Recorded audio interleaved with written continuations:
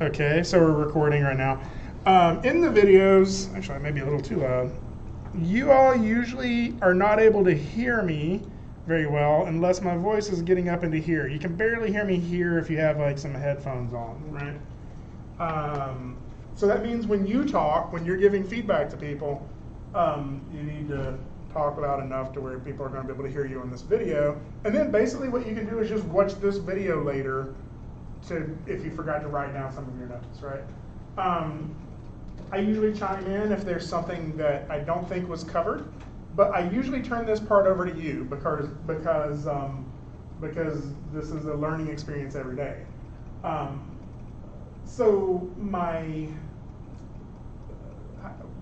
I'm saying that. There's a couple of things that people kind of come into critique with, like this sort of preconceived notion. Like you all have put 4 weeks worth of work into this thing, right? Mm-hmm. It's very hard not to tie yourself to it emotionally, right? And when somebody says, "Oh, that looks a little weird," then you're like, "Well, your mama's fat." So it's very easy to like get angry with that because you feel like it's a very personal thing, right?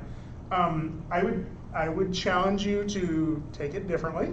That what this should be about is making sure or trying to ensure a higher likelihood that someday someone pays you money to do this, right? That you will be successful.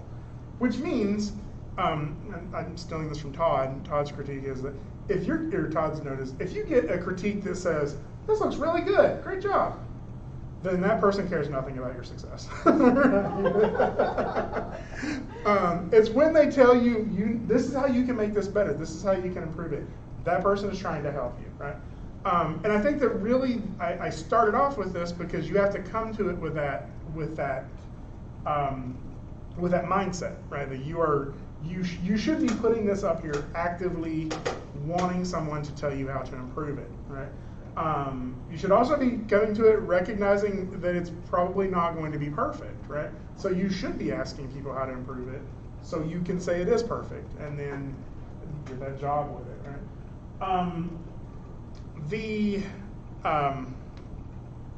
But I understand that that's hard. It's hard to like sort of make yourself vulnerable, put this up here, and open it up to feedback. When what you're really hoping is someone to say, "That looks great, like you did a good job," right?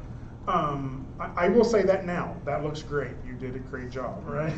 And I honestly mean it because I know you all have been working on this, right? Whatever progress you've made is an accomplishment, right? I think that now we need to sort of be looking on how to perfect that. Like that's why we do this. How do you make it strong enough to be competitive in a competitive industry? So what I usually do is I double click on a file and we watch it a couple times, and then on my phone I have a 2-minute timer. Okay? That 2-minute timer is in place to kind of keep us reined in, right? I'm not going to be like, everybody shut up immediately at 2 minutes, but that 2-minute timer will go off to let us know, okay, we've been giving feedback for a little while, and we can start wrapping it up, right? Awesome. What that means is that people will not go on as long of a rant, right? Hopefully. What that also means is that your job while getting critiqued is to listen patiently and take it in, not defend it, right? And in fact, like I usually try to encourage people not to talk too much about their piece at all, because what you're going to learn from it the first time somebody watches it is whether it worked or not, right? Whether it communicated what you were hoping it would communicate. And that's the biggest piece of feedback you need. We had some people earlier that the pieces were great, but they were being misinterpreted. Somebody thought that like their character was drunk, and he's like, "No, he's not drunk. He's frustrated." But I mean that's a crucial element to it. Like that we could start realizing that, how do you convey this as frustrated if that's what you want, or is drunk an acceptable version of what you want here? Because our job, when it's all said and done, is to be communicators, right? The other thing is, it's very easy to want to explain away the problems, right? To be like, "Oh yeah, I had problems with that rig because I couldn't figure out where the IK is," and if you went to a Pixar movie and there was a shot right in the middle of it that was kind of bad, but at the bottom of it, it just had this large block of text that said, this shot could have been better if I'd used a different rig and had a little bit more time to work on it, but I just didn't get a chance to get to the polishing the arms and then okay. I was rushed, right? It would completely take you out. You don't get to ship that information with the piece. You just get to ship the piece as it is. It has to speak for itself. And if that is the case, that's cool. We can chat about it. And if it is a technical issue, I want to know that and I want to help you with it. But let's kind of hold off until after you've gotten the critique and then we can talk about it. Now there'll be a couple of pieces. How many people are repeating the class again, like for credit? Where is Kat? Did she put hers in here? I hope she didn't like stay up late and then sleep through it or something. Check to make sure I don't have an email from her. Maybe not. So maybe she'll be here soon. She may have mentioned something about being here a little bit. So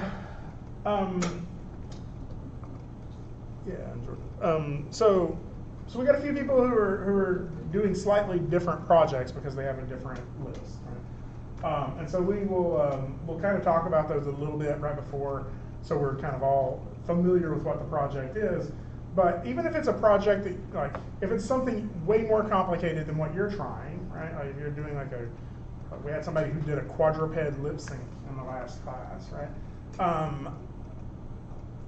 You haven't maybe animated a quadruped before, but you have eyes and you have opinions on what looks good. This is where you still have helpful feedback to give. Now I want to talk about one piece really quick from the other class that was really hard to critique for everybody. It's right here. If y'all get a chance to watch some of them, it was this one.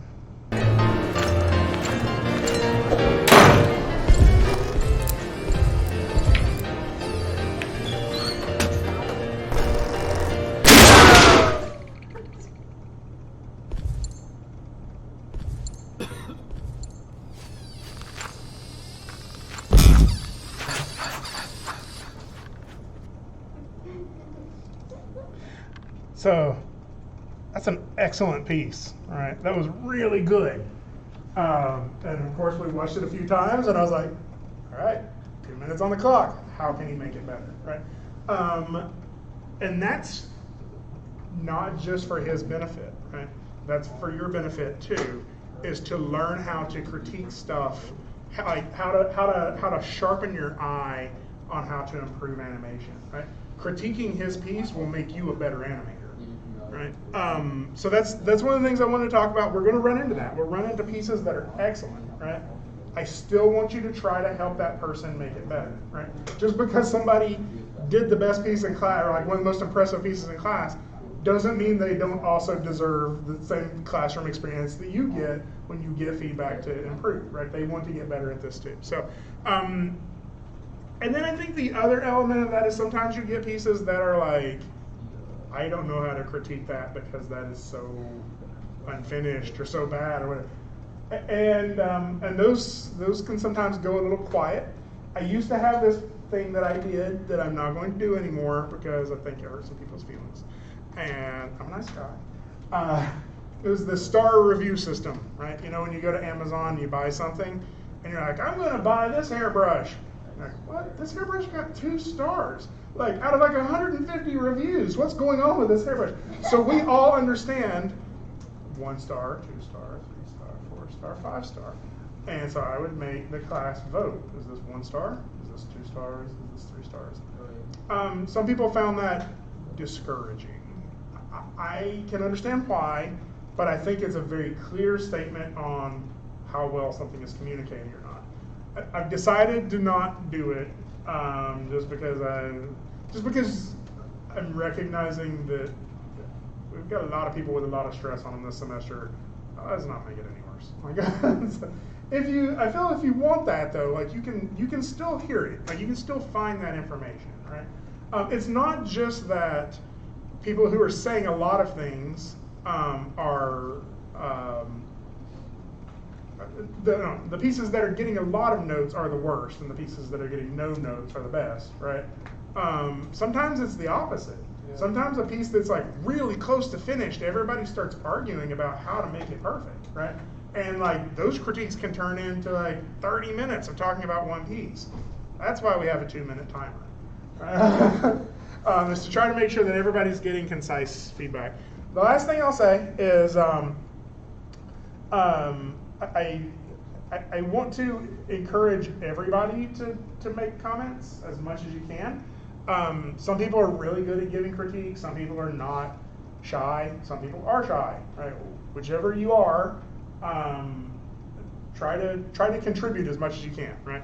Because we've all been in that class where it's like 2 people say everything and everybody else kind of hides in the back and tries to not talk. Right? And I really the hard part about that for me is those people who are trying to not talk who are really getting shortchanged in the project.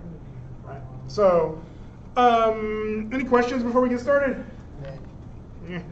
Y'all have a preference in which way which order we go in, or should we just let the people who define the alphabet decide? Dive right in. Dive right in. Wait, this isn't alphabetical. That was date modified. Alphabet. The only thing I know is that I don't want to go first. You don't want to go first? Yeah. I'll go first. Do you want to go last? How about let's try date modified. Okay, you want to go first? Okay. That means I'm going to get confused about who we haven't watched yet. Okay. You can date modified? I could do date modified if you want to. Yeah, would y'all rather do it that way? That works.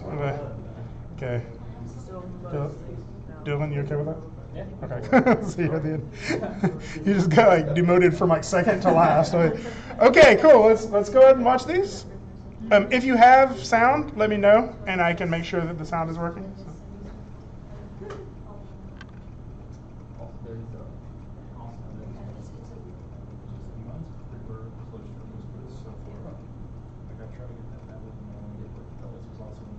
Okay. So, got 2 minutes on the clock here. As much feedback as you can on how to improve this. And go.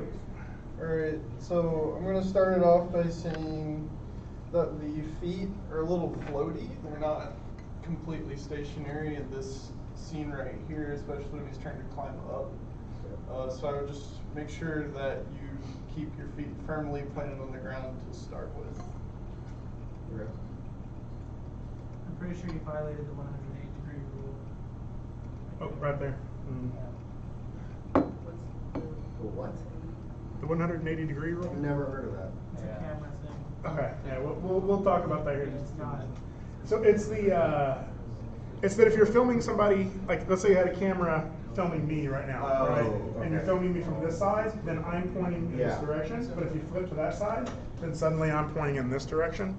And so you kind of do that, and it makes it a little confusing. Sort of consistency in which direction your characters are facing over the course of this on like in the stage. It's a stage. Right. Yeah, it's more of a compositional. Yeah, it's literally just flip one of them and it'd be fine. You don't have to change anything. He feels a little bit floating from the quadrants there. I don't know how I feel about him taking like a step up and then a step down. Yeah, that's for like a- walking over the wall.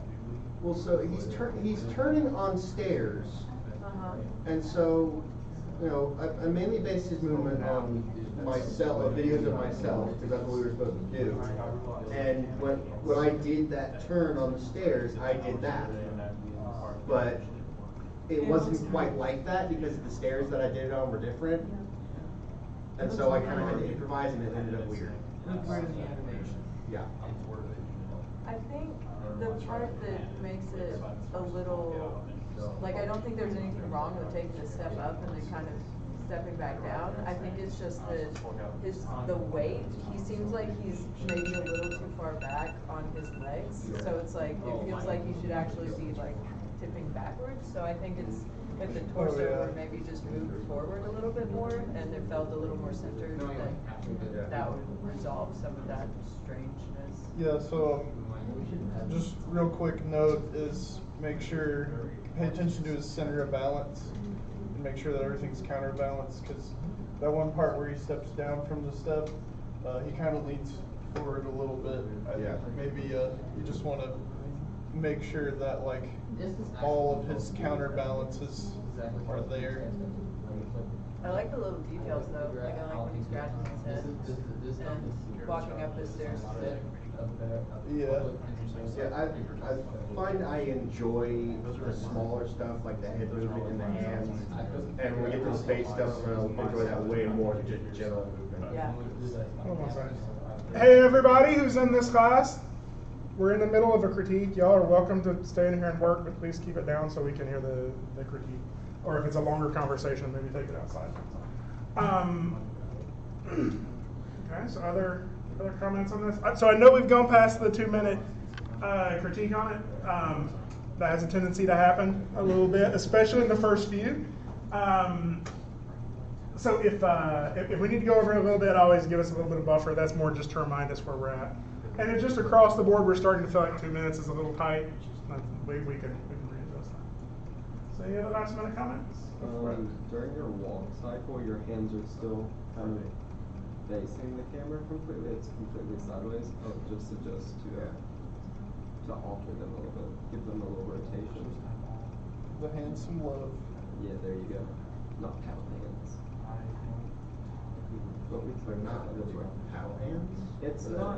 I see what you mean. Yeah. It's just completely like there. I think a lot of the issues are the angle that I use. Yeah. The hands do look a little bit paddle hands. Yeah. So I'm gonna hop in just for. I usually like to wrap it up with kind of a couple of last minute comments. So my 2 cents about it is, so I think it's that middle shot when he walks across the steps, right? So in terms of the overall like weight of it and all of that, there's nothing really that strikes me as like broken. It's more like, why am I having to watch this guy take 7 steps? You know? Like in terms of like entertainment value or appeal, that part gets like not that fun to watch, right?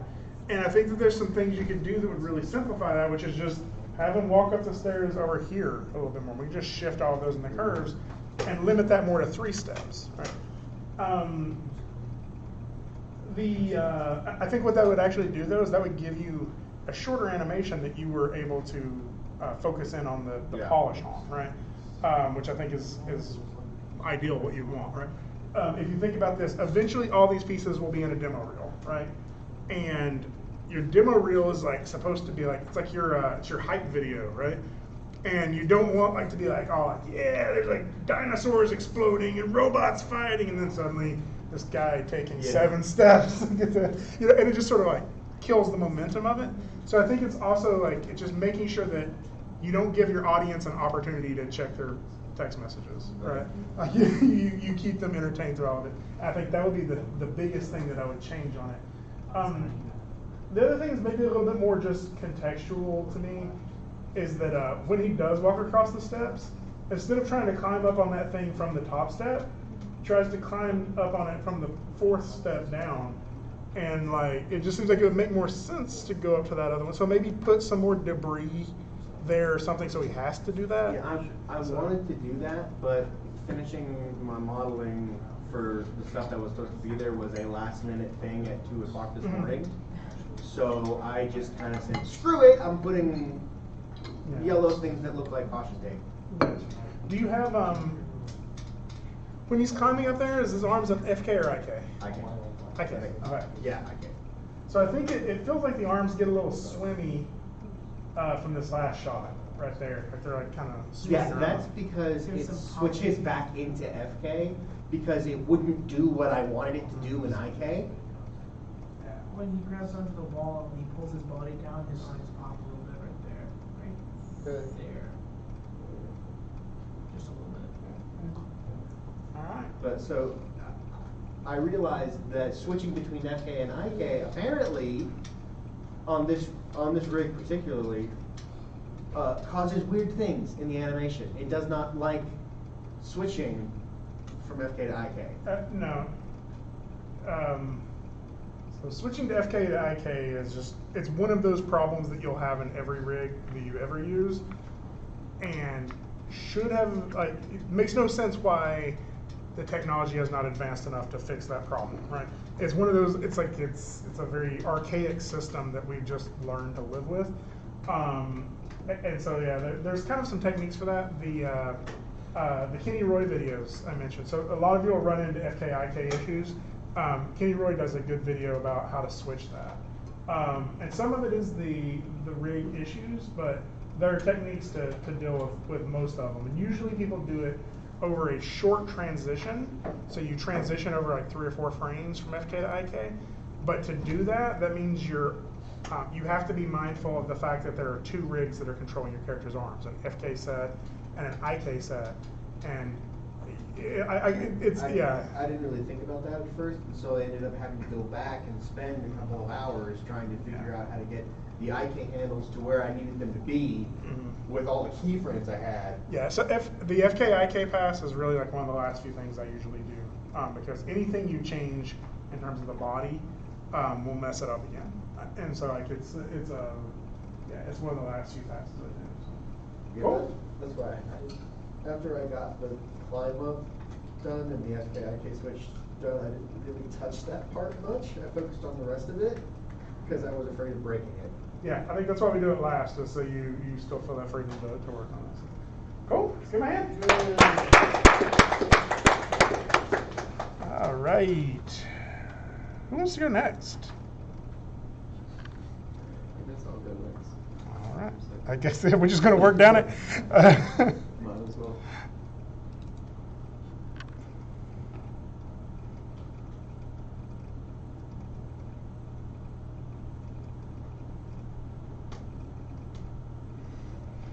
All right. That's cool. All right, so 2 minutes on the clock. As much feedback as possible to help them improve this. And go. Alright, so what I would first start with is this shot right here. When he hits the door, it would make it look more exciting. I know it's probably not in the reference material, but it would make it more exciting as if he slammed up against the wall like that, like it's urgent or something like that. It'd make it feel more cartoony. I don't know, but he's also like sneaking, so Yeah, it seems like. he I don't would know, I want still to- think that it would just be more exciting. I think it would up the excitement factor. I think that the poses could be changed just a little going, like this section right here. I think the poses could be changed just a little to add like more exaggeration for the sneaking, but it definitely doesn't need to slam if he's sneaky.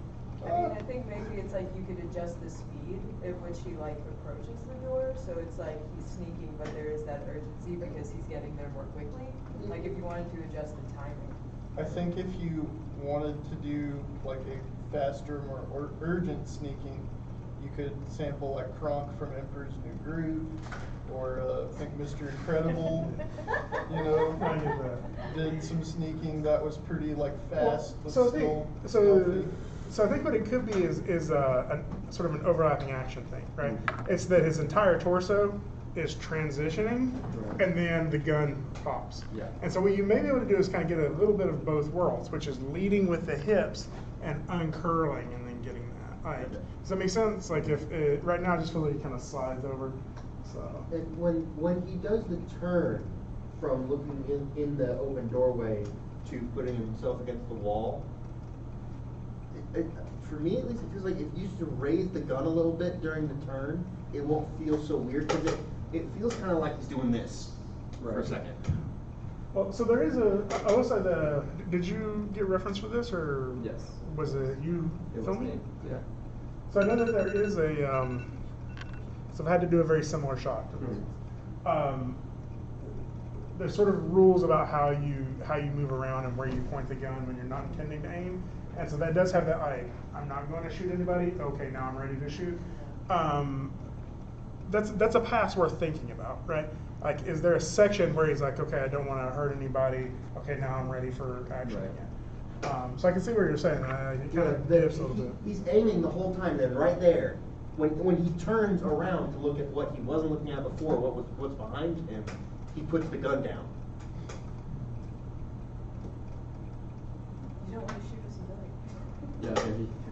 You don't, So it's you're really saying- not an area where he's expecting civilians. So was that in the reference when you did that? The turn Or is the dip in the gun? To an extent, it's a bit exaggerated.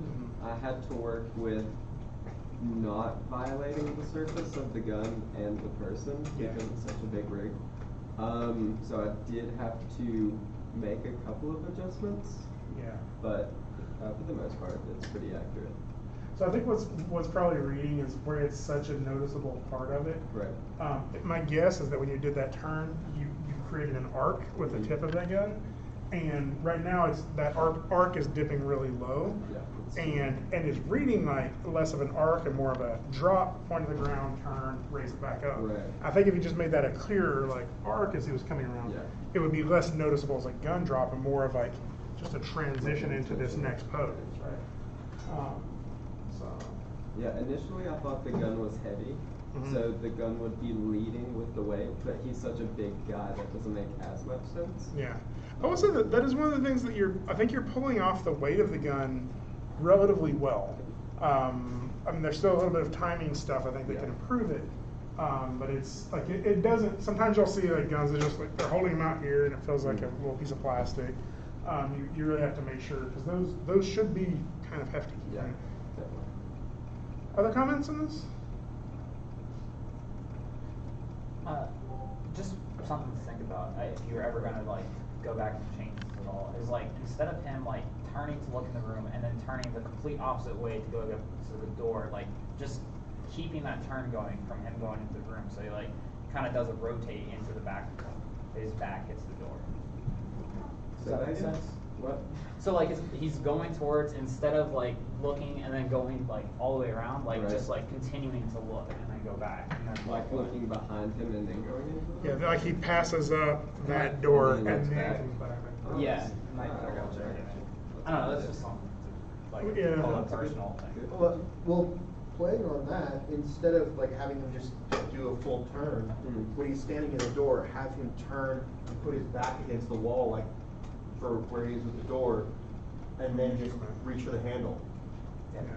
So I know those are notes you really probably wish you'd gotten it blocking us the space. This is like my Well, so favorite time going through it, so. So here's what I would say, is like, all of these are, I think you should try all of them as ideas. Even like we had the sort of the consideration between like hit hard or still kind of play it soft.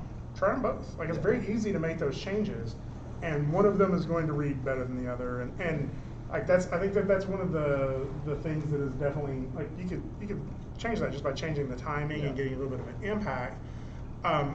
My guess is what you're usually going to find, and I think specifically in that one, is it's going to be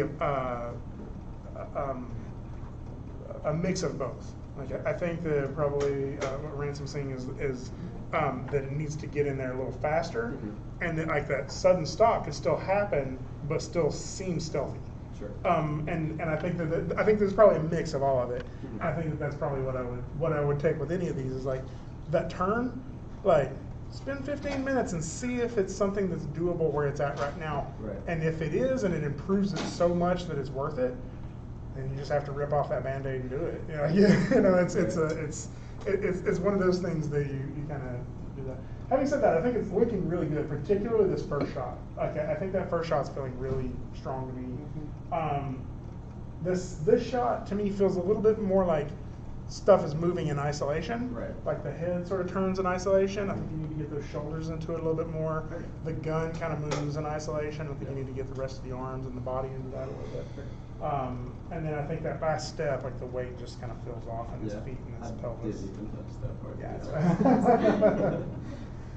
And so that means, like, to me, maybe this is that you cut it like right before he takes a step in, or once you get time to polish that up, you finish up those 30 steps. So.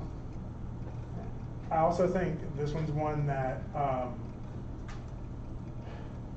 lighting is going to make a huge impact on this. Yeah, I rendered it overnight, and this is like 270 frames. I had 34 this morning, so yeah, lighting is definitely the next one. This is just a playlist. A strong beam of light coming in from somewhere that he's walking in and out of, I think would really Maybe some atmosphere.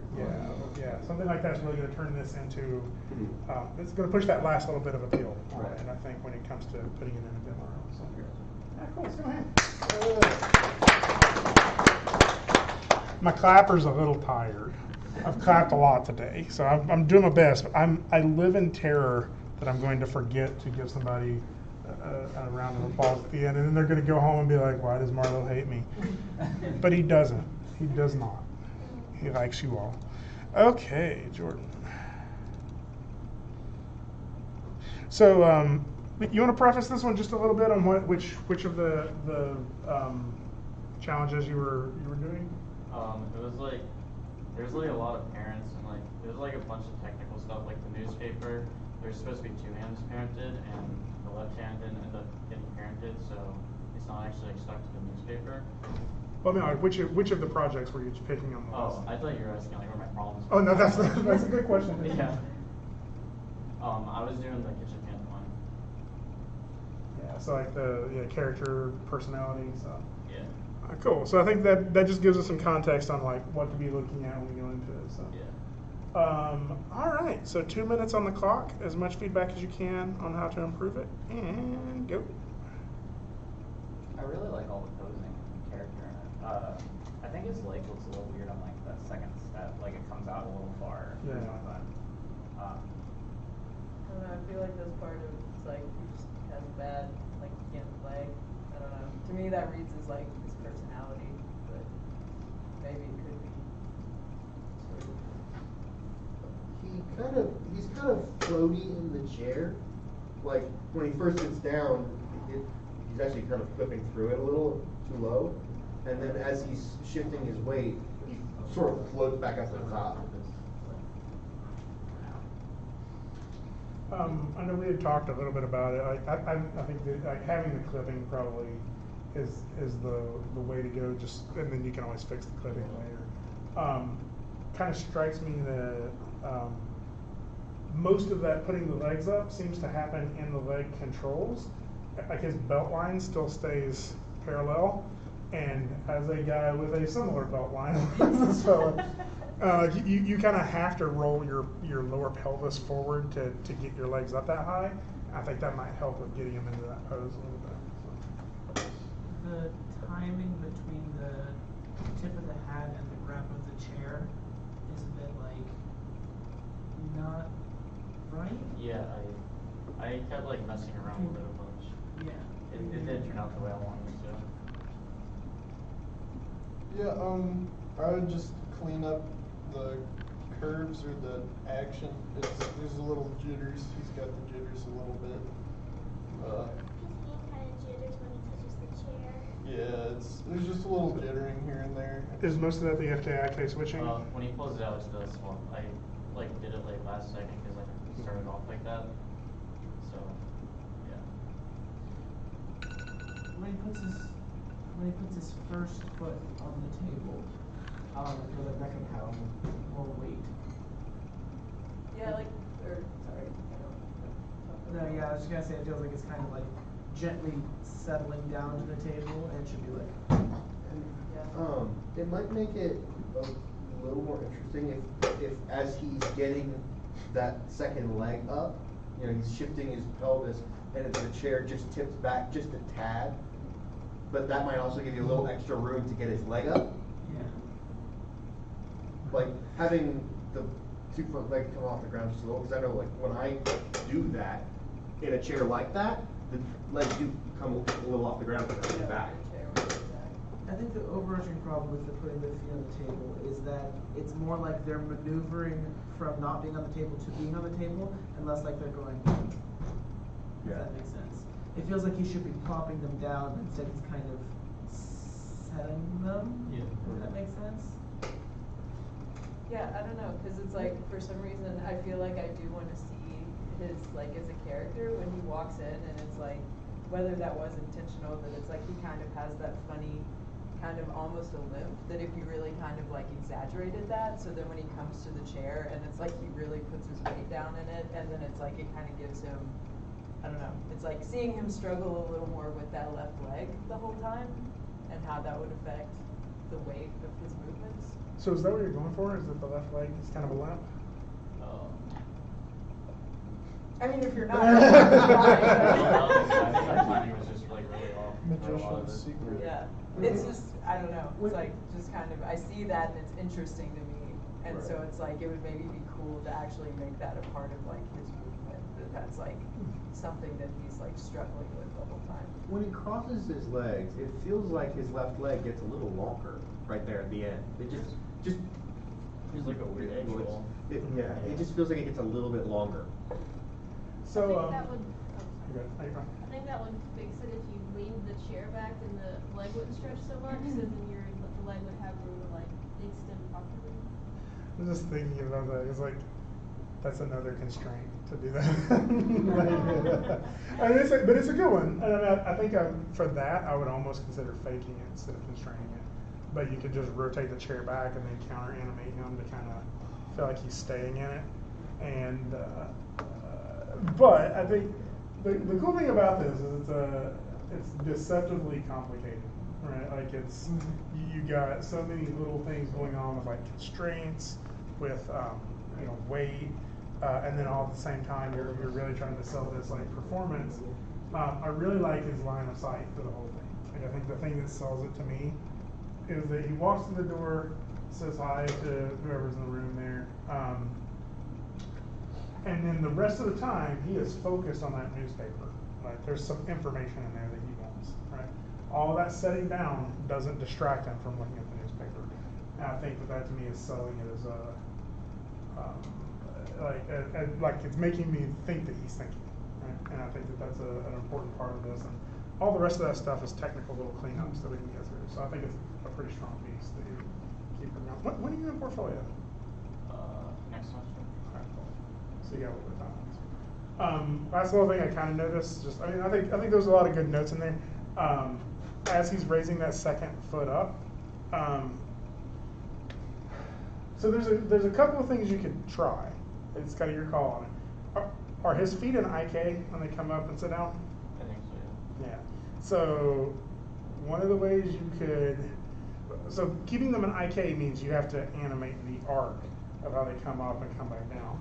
What you could do is after he gets his butt down in the chair, you could convert his feet to FK, and then do it all with with bends. And then as long as you're keeping his root kind of in the right place, then they're going to stay the same length. They're going to stay on model, maybe a little bit better, a little bit easier to get in there.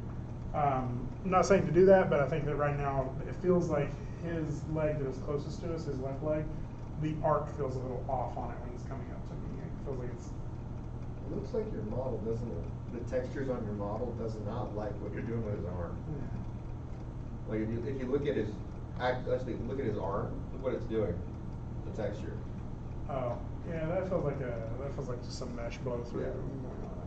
Yeah. Because I don't think that the jacket's a texture. I think it's another piece of mesh. But all that stuff is stuff we can add as like a blend shape later. So. Yeah, this is looking cool, man. It's good, man. So I would ask. I know this is one of the character rigs from characterrigs.com or whatever, which is relatively new. Would you recommend these rigs? I don't know. This rig was really weird. I mean, yeah, I don't know. I thought it was a little bit different from the ones I used before, but it's okay. Cool. Okay. Now for something completely different.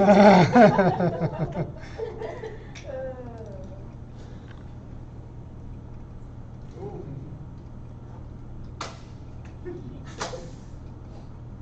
Just keeps looping. Forever. All right, cool. So 2 minutes on the clock. As much feedback as you can to help her improve this. And I think that the flame leans weirdly. Like when he's leaning over, the flame should be like going up because of how fire works, but instead it's like leaning with him. That's like maybe in the live fire. Is there supposed to be something blocking his feet and legs in that first bit? where they're missing? Oh yeah, it's like there's like a middle ground and a foreground, but the Okay. middle ground is just like the line art because I only very recently learned how to color into. I think the fire feels fast somehow. Animating fire is super hard when you're trying to do it like frame by hand. I've tried it before. I don't honestly know what to say other than it feels fast on the fire, but the leg, maybe there should be a few more in between frames. It feels a little fast, not smooth, so maybe like a smear frame or something. When someone's actually carrying a torch like that with their hand that close to the fire, leaning over like he does, the fire would actually start to burn your finger. So when you're leaning over like that, you would actually keep the torch as level as possible to how you were before. He's not doing that. He's bending it, and so that fire would actually be burning him. If this was real life, that fire would be burning his thumb. Was like that. So you just keep the hand more level to how he was standing before he started leaning, to keep the fire steady. I think that would just work a little better. You can just make the torch longer.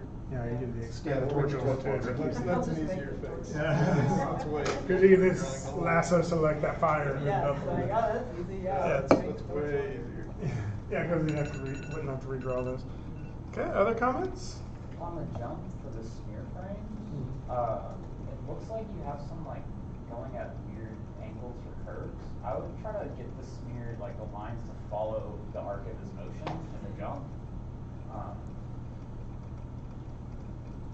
It's probably too that there just aren't enough, like they're not holding long enough too, so it's just like kind of hard to see the direction that they're moving.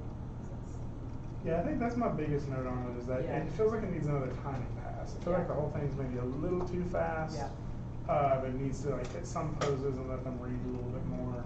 Yeah. I think all the motion is there, all the right keyframes are there. Now it just needs to like add a little bit of breathing room in between some of them. Yeah. Is this in Tube Boom now?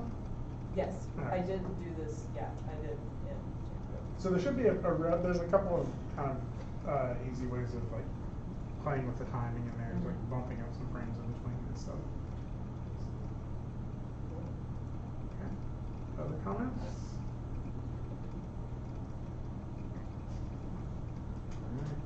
Yeah, other than the timing, I think you got some cool stuff going on in here. I think you're kind of going for something a little more realistic. And so I think my 2 cents on the animation is that there's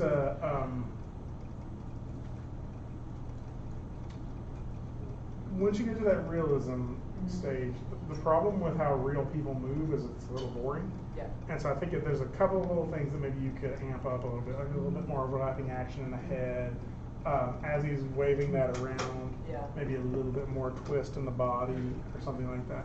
I know it's harder to make those changes in 2D, but I think that it would liven it up just a little bit. Yeah. I think the other thing is 2D has an issue that 3D doesn't, and that you have to pick the style. Right. Yeah. And I think what I would consider doing is getting a final pass on what you want the style to look like. Okay. Like when it's all said and done, every frame would look like this. And then that will actually help you, because certain styles will lend a little bit more to the limited animation than others. And I think that would be something it would be worth doing before you make too many more changes. Okay. Even if it's not you doing a full illustration, if it's you find an example, it's like this is the style I want, because then you'll know what you have to move and what you can live without moving. Okay. Does that make sense? Yes. Yeah.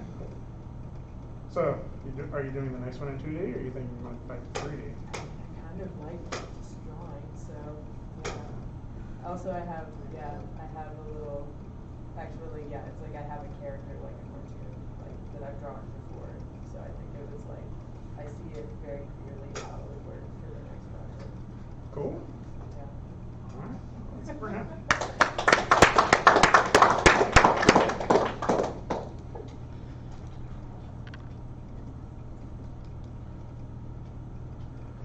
other class. I think he turned this in the wrong place. We'll leave it in there just in case, but I'm pretty sure that's what's happening. Okay, Chris?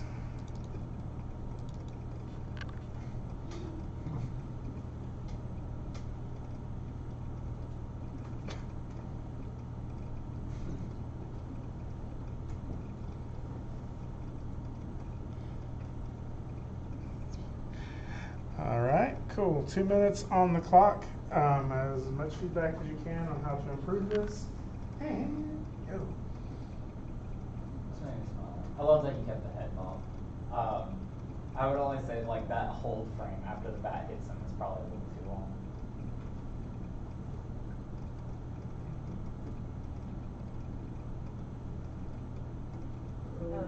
If you wanted, like, just thinking about like appeal, it's like when he gets hit, it's like if you want to make even more of a ripple with his body, like the reverberations. I don't know if that's like,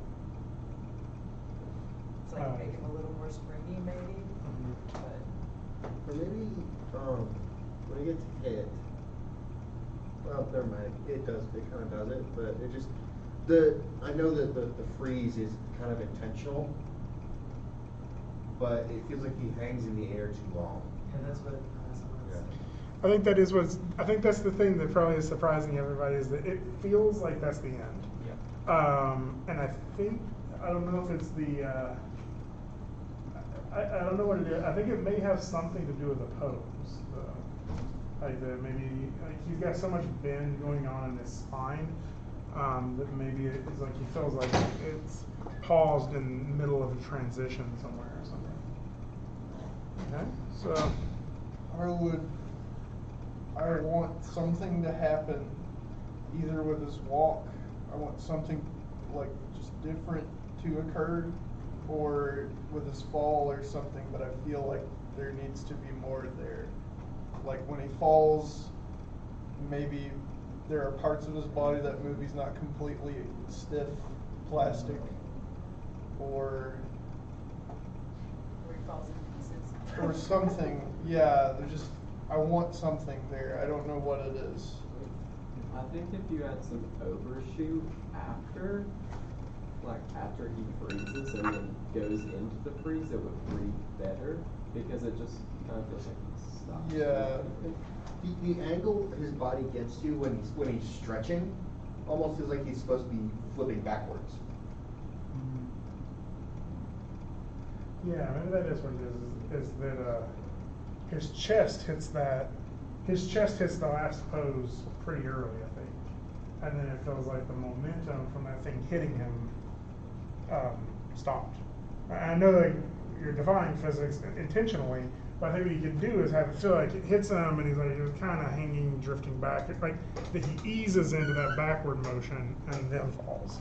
If that makes sense. That way he doesn't completely. Or maybe you have, so he stops and hangs in the air for a moment, but in that moment there's just the slightest tilt backwards of the head and chest during that pause, and then he falls faster. Yeah. So I think it's notable that we're not critiquing the character animation as much. Like the walk is feeling like pretty nice, right? Like I think you get a lot of cool stuff going on in there. So I would say just like kind of a quick note here: is anybody seeing anything within the walk that is kind of striking them as something that can be improved? I mean, I think the only thing that sticks out is that it is like a cycle, so it's like his arm does kind of, like you do notice. Yeah, that's what I was Yeah. kind of saying before, is there, you might want to shoot for some variation or something to change in the walk cycle, because it just feels very packaged and recycled right now. You want to keep consistency on the size of body parts, especially with, that's a problem with 2D animation, but his hands at the very end are way bigger than during the walk cycle. I might even, like, just for the joke, you might want to make his head bounce even more at some places during the walk cycle. Yeah. Well, one of the things I was thinking is like, could you do 2 different arm arcs on that front arm, right? So like he has, because that's one of the things that I'm kind of looking at is the spacing as that arm goes forward. like if you were to track it, the white hand kind of feels like it jitters a little bit. I can't keep track of it quite as well as his arm that's closest to us goes forward.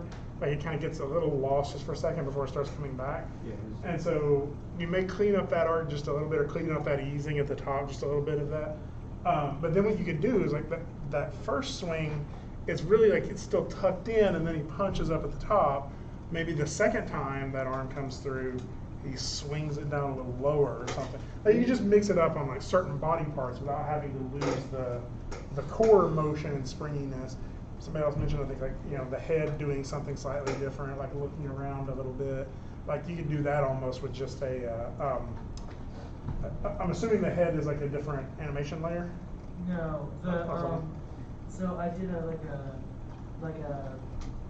I don't know what it's called in 2D animation. If I were doing a clay model, I'd call it an armature, like a loose stick figure sketch of it. And with that, each of the arms, and then the torso, and then the legs and the head were all separate layers. Okay. But this oh, it's all one drawing. It's just like one drawing layer of the whole thing. Okay, that's fine. Maybe give just on the arm that's further away from us as he's walking, when it's flipped back, maybe give either bring his hand down just a little and show more of the arm, or give a hint of the elbow, just because it feels like it's getting shorter. Which I know it's the cartoony style that you're going for. Yeah. But just like give a hint of something, because it feels like it's becoming his neck. Especially on that first one, when he pulls it up, it feels like it's part of his neck for a moment.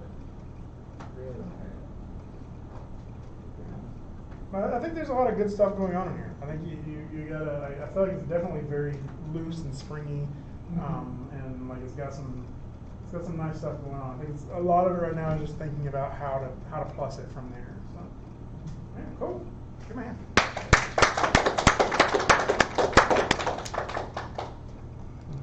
Okay.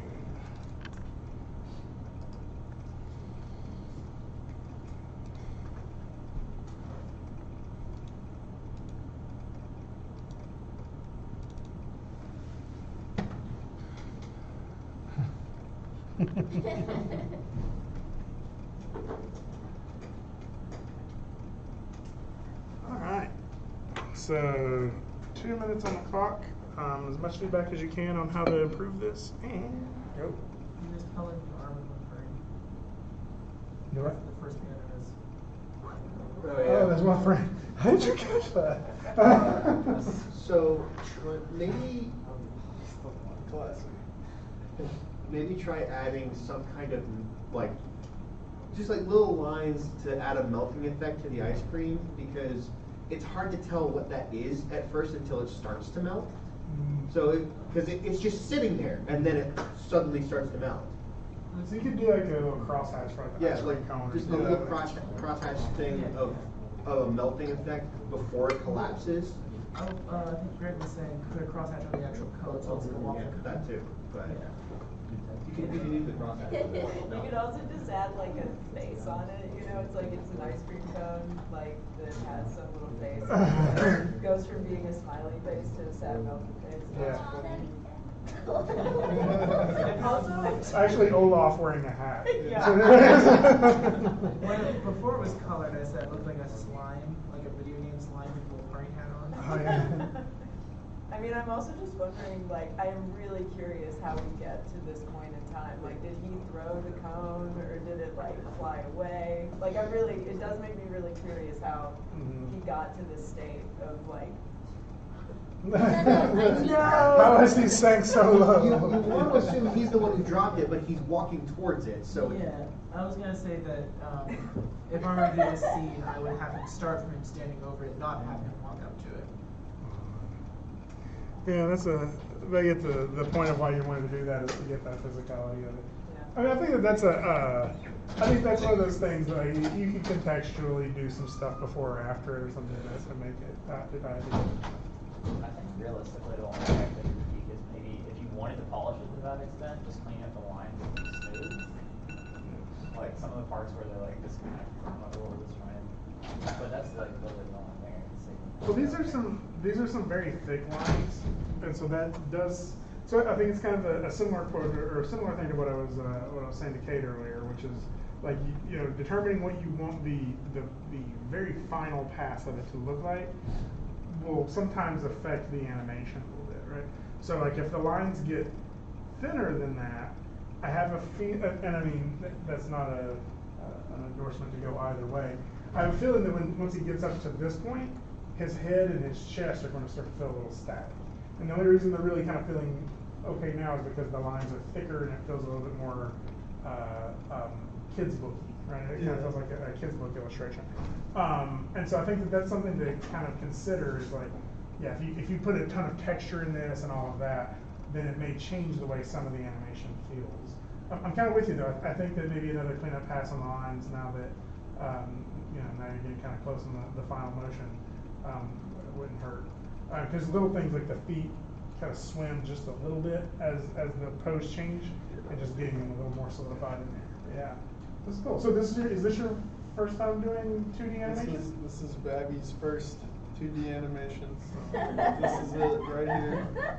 You gotta save this, because someday you're gonna want to show it to people and be like, "This was my first animation." Yeah, man. It was so much fun. I learned so much. Like I'm still learning. I'm still not full power. I'm still not to my potential yet. But it was a lot of fun. I had a good time with it. Oh, what it originally was like in the reference was it was someone reacting to a crime scene. Oh. And then I thought it would just be really funny if the crime scene was an ice cream cone. Ice cream, yeah. It is like there's a certain violence, you know. Yeah. There is. Melted ice cream. Ice cream, you scream. We all scream. Yeah. That's right. I mean, if you really want to confuse the viewers more and just make it just more confusion about what's going on, just put a gun next to like the ice cream. Well, see, like I keep thinking of like how you know a year, 6 months, a year down the road, how you want to address it. I mean, it would be so easy just to animate like an airplane, right? And then the ice cream jump out, and like, and then somebody run up like with the parachute, and be like, "You forgot the parachute." Or something. Like there's so much you can do to build off of this. Right.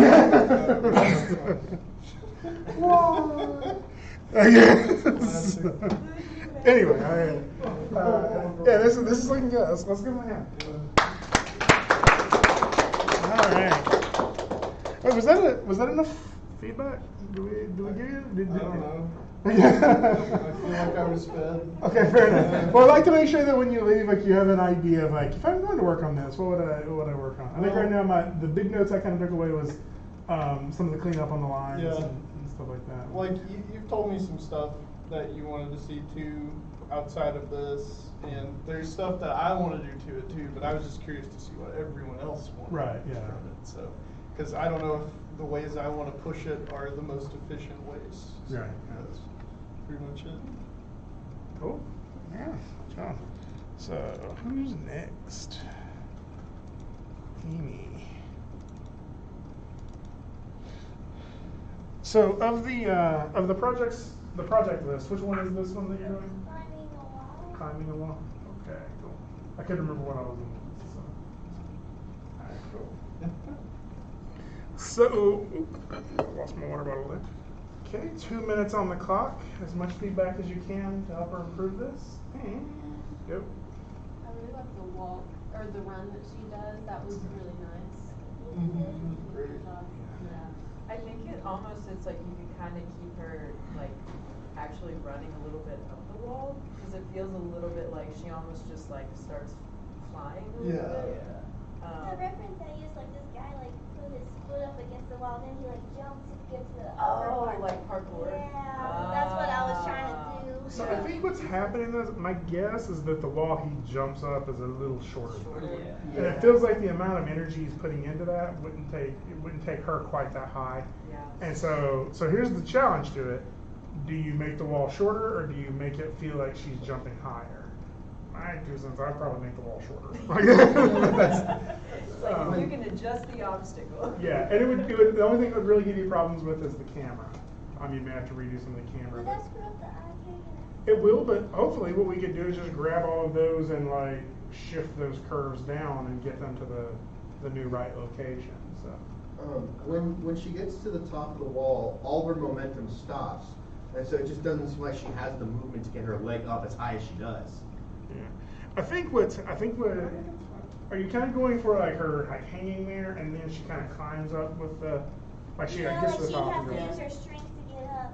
Yeah. Like that's what I was Because doing. her foot just floats over the top of the wall, and it feels like if that's more what you're going for, maybe have her knee and her foot rest on top of the wall for a moment and just use that leverage to help you her mean get up. after it goes over the wall? After it goes over the wall. Okay, It okay, I doesn't thought you were actually- coming up to it. No, so it doesn't actually touch the wall.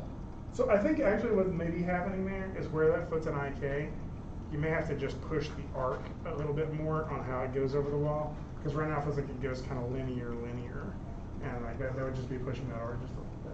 So. I'm not sure too, it looks like her left foot is like twisting around. Yeah, it is. Like it's like not staying in the same orientation when it's coming over. Like I'm not sure like what, if it's like twisting, which direction it's twisting, but it's like it. And it I I love think the it's list. like there's a crinkle in the shirt that almost feels like it's actually a break in the model. Okay, so they spotted it. So yeah, it's like right there. Yeah. And that's something we can work out. So I think get the animation sort of polished in first, so we see what we're up against there. But I think that's just the blend shape. We can. Yeah, I had trouble with the blend shape. Yeah. I don't know her shirt just Yeah, we'll try. I love the last frames of it when she's falling. That is just hilarious. So I don't know if it would be in the reference or not, but like when she actually grabs onto the top of the wall, I feel like she would like kind of bounce down just a little bit before she went back up. She would like the gravity would Yeah, take hold and then she'd she sink would, like, into it just a little bit. That would help sell the weight a little bit more. The two things I was gonna say was when she's jumping up, her initial vertical speed needs to be faster, and she potentially needs to slow down faster, and then when she gets to the top, she needs to like be pulled down by gravity, like you said. So, okay. Well, I was gonna say you need to like, if I were doing this, in order to play into it more, like I said, I'd make the jump faster, and I would make just before she jumps, when she jumps off the wall, like crumple her more so that she stretches out. A little bit more squash to get that push off. Yeah. I think it's a combination of multiple things. This is sort of like the creativity that comes into it. And I think that it's a combination of that, and if you want her to go that high, she is going to have to continue running up the wall just a little. She's going to have to kind of kick up the wall just a little bit to make it feel appropriate. Because otherwise, she's launching off of one foot to be able to get that high. Like it's going to be really hard to sell that. I think you could probably shorten the wall though too. There is a small kick when she's at the top of the wall, like she's trying to kick off the wall, but it looks more like she's kicking away from it than anything else. Yeah, I think you would almost have to feel like she's like clawing up the wall with her feet a little bit as she's moving up. Well, yeah, this just came a long way though. This is looking really good, and I'm totally with Maggie. That run in is looking really solid. Yeah. I'm wondering with the camera movement, and I don't know, it's like maybe just like because I'm sitting really close to, that it feels a little bit like maybe if it actually didn't pause, or it's like if it weren't, I don't know, I can't figure out like what that would do. Like if it kind of kept moving the whole way through, but maybe just slowed like down, but did never actually come to like a full stop. Yeah. I don't know. I think then you'd lose that quick zoom in, but then we would also not see some of those like wrinkles in the shirt and stuff that we're talking about too. Yeah. So like, you push that camera in a little slower, like a boom dolly or something. But I definitely like the whole movement of the. I feel like if you just kept up the initial speed of the camera, like if it zooms in at the speed that it pans up, then it wouldn't cause too many problems because it would still be zooming in, but you would see less of the wrinkle, I guess. Cool. Yeah, let's give her a hand. Okay. Is that like actual? Is that just part of the break? Like, Yeah. eyes are also glowing a little bit. I think we got to turn those down a little bit, or call it a. Or it's like, I mean, I kind of feel like, is she like a cat? Is she She's a like magical actually girl. a magical cat girl? Disguise. She's pretending to be a human. All right, Dylan.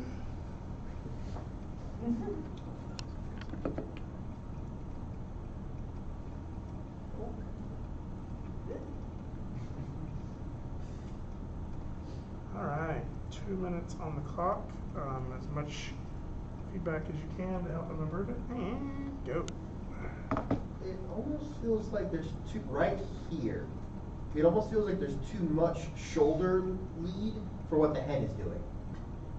Oh, His head's just Kinda stays for a moment. like that little dip in the shoulder, Right there. there. Maybe you can see that. Now that you're saying that, I hadn't noticed it before. Just after just after right where the stalactite falls, when he jumps back, where it is right now, like he jumps back and then immediately goes back into a walk. I feel like he should jump back and like hold it for a second and maybe look down and look up at where the stalactite was, and then keep walking. At the moment, it feels like he only sort of reacts and then instantly forgets about it. It feels like he should react more than that. Or maybe he looks around a little bit to see what else is going on there. Unless, But like he's looking up as he does it. So if he just pauses and leans and looks up for more, and then starts to walk again. So like a little bit more head, like look around as he's starting into that well, walk. just like have him lean forward just a little and look up into the gap where the thing came from. Like he does it, and if he would just lean and look to see if there's any more coming before he starts walking again. I know this is a very minor thing. Like these are not the things I usually comment on, but it really bothers me that the stalactite disappears. I know. Like I kind of want it to like wedge in the ground, or like maybe later in an effect shot or something you shatter it or something when it hits the ground. But there's something about that too that I feel like it's Very so distracting. We'll talk about it a lot more once we get to the animate or most of the Panama shots. But acting is reacting. Like you react to a stimulus or to some sort of stimuli, and it's like once the stimuli is gone out of the scene, it's like they're right. It's like you kind of forgot about it. And I think having it still present in the scene gives them something not only to like look at, but also to kind of step over. And I think it would just add a little bit to it with not very much work, right? Yeah. And it's one of those things that like didn't bother me at all in the play blast, and now I'm like, every time it goes to the floor, I just stare at the floor. It's every time. You're using the same model I did, and one of the things that I found for me sort of helped was his fingers stay almost perfectly together after the dodge, and it's like just by having a couple frames where the index finger is not perfectly parallel to the rest of the fingers on the hand. There is. It's just motion blurred right there. No, I mean, You can see, like, after the dodge, his right hand, the fingers all stay perfectly together. Yeah, there's a way you can kind of rotate that like big pinky thing he has going on. Yeah. Like this is one of the characters that is very very bad for feeling like this, like that all the fingers are bending together. I literally did 3 passes on my hand. I know the hands are hard. I like they're not the worst offenders I've seen. But I think we could still maybe do another. If you're doing some other things, there's some little things you can do to help with. I would just like an idea for the hands maybe after he gets on the wall. Like I think it would be really funny if he had his hands up a little bit, like he was scared or something of more stalactites. That'd be kind of funny. I don't know. That's not like you have to do it. It's just an idea to give him more personality or whatever. Maybe if you like it. I mean, it's funny too because it's like I feel like the other direction I see it going, just the way you kind of like created the scene is like this weird, like he's woken up in some like underground cave and has no idea what's going on, and so it's like I feel like it's like you either sort of play up the fact that he's like totally disoriented and like kind of a little like maybe uneasy in his surroundings, or go the other way. This isn't really affected by the like this isn't about the animation, but if you gave the light coming in from behind him down the hall more of a reddish hue, like the light that's hitting him, it would help, because it honestly feels like it feels more to me like he's in a haunted house or something. And he's just inside the front door and the sunlight's coming through. Yeah, I wanted to be kind of spooky, and I made it green back there because I wanted that to be the entrance to the cave. Oh, so he's going in, not trying to Yeah. come out. So he's just entered the cave, okay. Yeah. So, I want to give you like a small compliment on this here. And it's just something that's so small, but it adds so much. Is right before he jumps back, like, watch his feet. What's the, like, on the, like, all of that little, like, those little bitty steps that he does, that's the stuff that people, like, that's extra work, right? Yeah. And so people are like, I'm just not going to do that, and nobody will ever notice. And they'll never notice, but when it's there, it adds so much in terms of character, and like, it feels like responsive in like a realistic way. Like that, I love that little stuff. Like, I'm the same way. Like sometimes I'm like, do I really have to pick up his foot again to move it a little closer? But those little bitty foot shuffles, like watch somebody who are just, when you're just standing around talking to somebody, they'll do like so many of them, right? Like they're constantly taking little bitty tiny steps. And I think that really just adds a lot to the way he does that. It also has this element of an anticipation before the anticipation, right? Like he anticipates down as like a reaction to the to seeing it, and then does this jump over, right? And so like I really like that. I think that's working really well. Yeah, Awesome. He seems lifelike. Mm-hmm. Seems very. Very smooth. I feel like I'm almost looking at Flick from Bugs Life or something. Oh, Yeah. Yeah, this looks good. Let's give him a hand. It's in the can. Y'all done the first project? Look at that. Mine's in there now. Oh, okay. It's almost in the can. Where are you at? That's all. Stop. Okay.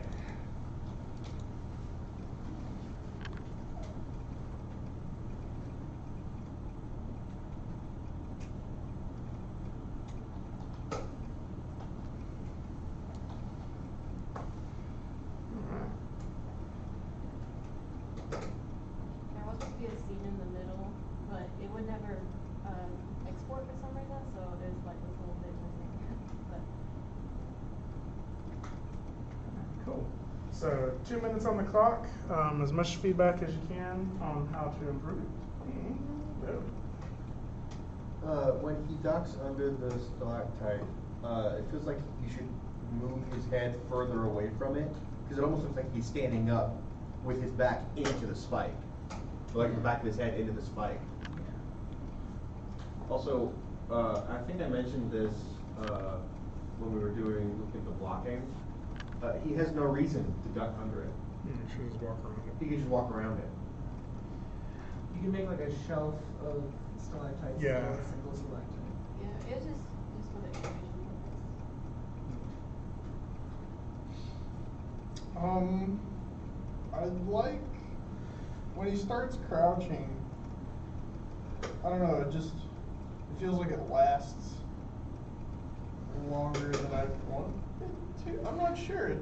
There's like I'm craving like poses or something. Yeah, like the whole like part going underneath it does feel a little like it's taking a while. Yeah. And not always sure exactly what for. Like I think what you could do is get him down there, and then it could be like I think you're taking steps, but they're not reading as like clear delineated steps. And so it may need to be like this like shuffle going under, and you're seeing more weight shift as he's sort of crouch walking underneath it. I think right now it's feeling like There's the first couple little steps. There's no shift in the shoulders. yeah. And I think it's really just like some subtle weight shifts through there would really help push that and make more sense. I think eventually when it's a finished piece, I think I would add some more context of why he goes that low, and it may be like it may be that you put stalactites all around him, and that's the lowest spot that he can get through or something. But yeah, I'm kind of with you. Like, that was one of the first things I thought of. Like, he took the most difficult possible route. So, and that's I think at this point, like, I get what you're going for, but I, kind of come up with a reason for it for the final render when you're there. Other comments?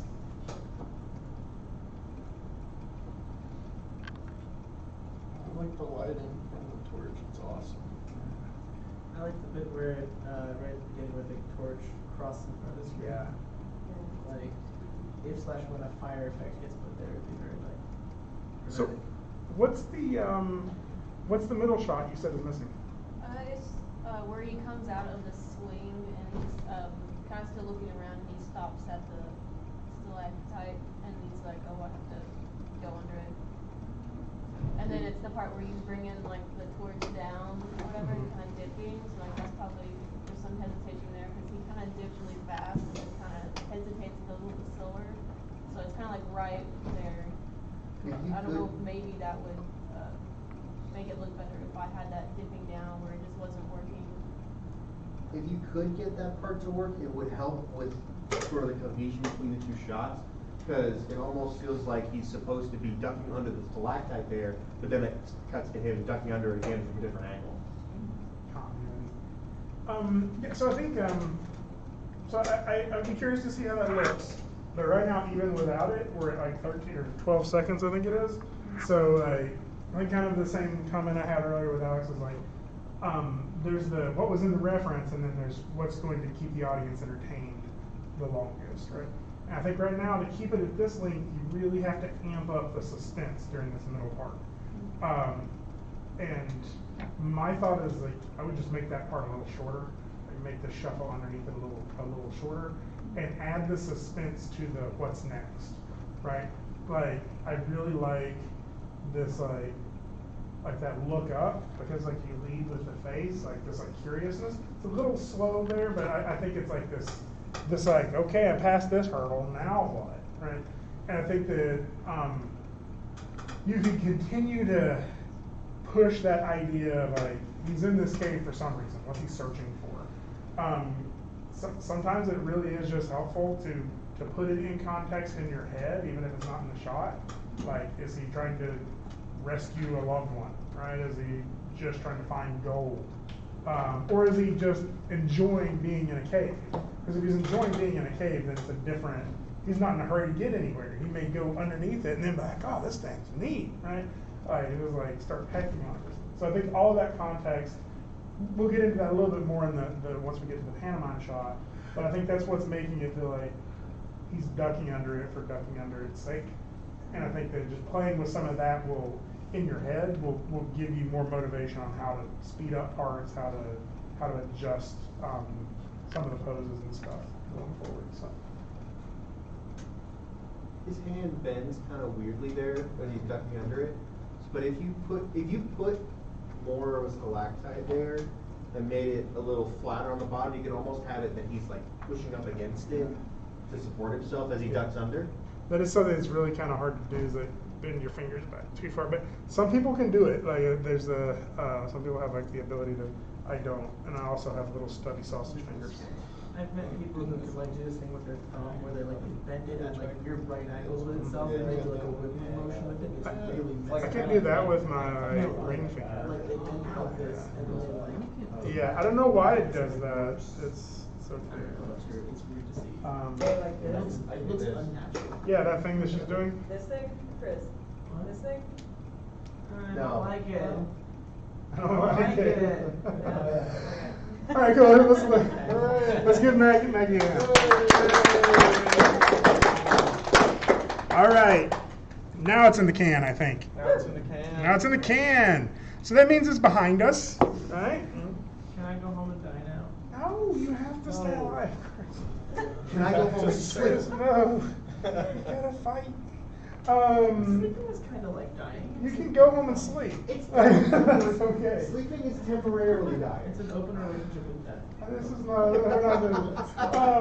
Okay, so we're going to we're gonna move forward. Next class period, we're gonna start jumping into the game animation set, and we're gonna do it in a completely different way than you may be expecting, right? So we'll kind of hit that running. That doesn't mean you have to be done with this, right? Obviously, every semester you got the option to revise this as many times as you want until the very last day of class. So I will try to get to the grading relatively quickly so you kind of know where to go. But you just got some feedback, and I just recorded this as a video. So I will upload this to YouTube. You can watch through it. And so don't wait on the grade to start making changes to it. Feel free to start working on it whenever you get free time. And I'll be more than happy to sit down with you and give you some feedback on it. But I think the other thing is once we start breaking up into groups, feel free to bring it back to that group again.